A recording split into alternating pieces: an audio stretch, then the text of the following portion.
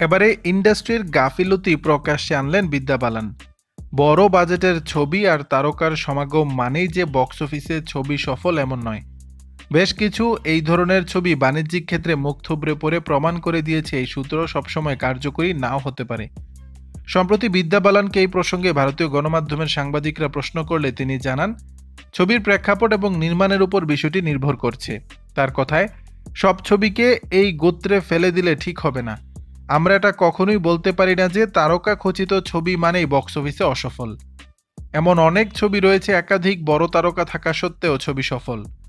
উদাহরণস্বরূপ স্ত্রী 2, সিংহাম এগেইন, বুলবুলে 3 ছবির কথা বলেন তিনি। অভিনেত্রীর ভাষ্য, কিছু ছবির ক্ষেত্রে অবশ্যই এই সূত্র কাজ করে না। এছাড়া প্রতিটি ছবির একটা নির্দিষ্ট ভাগ্য থাকে। এটা দুঃখজনক হলেও মেনে নিতে হবে আমাদের। ছবি ভালো হলে সফল হওয়ার সম্ভাবনা থাকে, তবে একটা বিষয় ভাবা প্রয়োজন বলে মনে করেন বিদ্যা।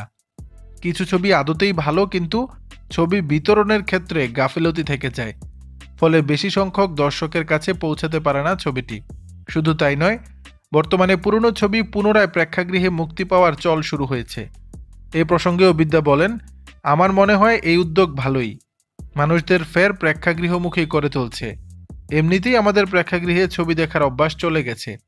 দর্শক, বিষয়টি নিয়ে আপনাদের মতামত জানাবেন নিচের কমেন্ট বক্সে।